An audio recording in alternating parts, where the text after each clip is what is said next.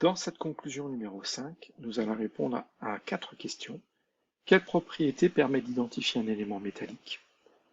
La brillance, les bonnes conductivités électriques et thermiques, la malléabilité et aussi la ductilité. Donc malléabilité, c'est la possibilité de travailler, de changer la forme sans rompre le matériau.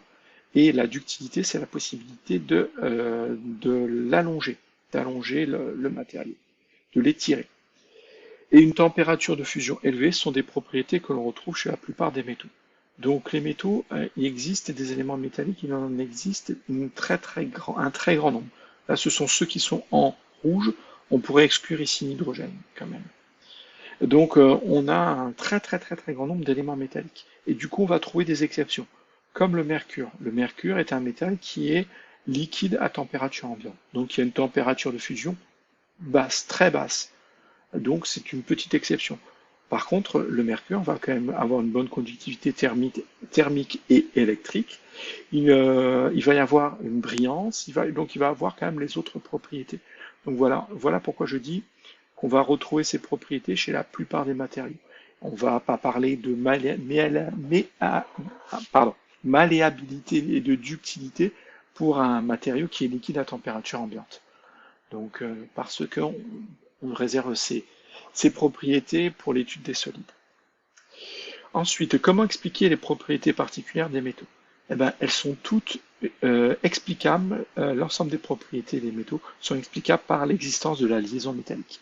C'est en fait la façon dont les atomes des différents métaux, c'est la façon dont ils sont liés entre eux qui explique leurs propriétés.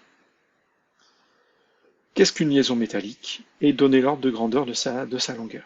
Mais la liaison métallique peut être décrite comme des attractions électrostatiques entre deux cations, entre des cations, les cations, ce sont les éléments métalliques, par exemple le fer, le cuivre, le zinc, et une mer d'électrons.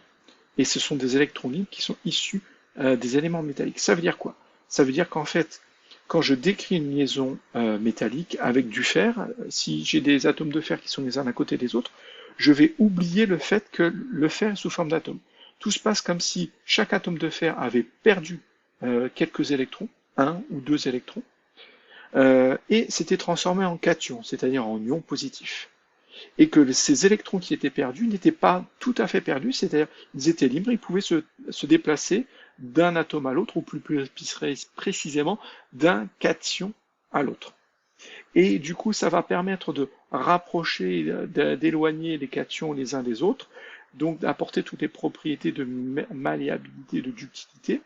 Cette mer d'électrons, ou ces électrons libres, qu'on appelle aussi mer d'électrons, ça va apporter, c'est responsable de la brillance des matériaux, de la bonne conductivité électrique et thermique des matériaux, etc. etc. L'ordre de grandeur de la liaison métallique, c'est entre 200 et 400 picomètres. Picomètre, c'est 10 puissance moins 12 mètres. Donc c'est petit. Ensuite, l'ordre de grandeur est assez grand, c'est-à-dire que, pourquoi? Parce qu'il existe de nombreux métaux, et en fait, la longueur d'une liaison métallique va dépendre du rayon de chaque métal, et on abordera ça quand on fera de la cristallographie sur les différents métaux, donc dans le chapitre suivant.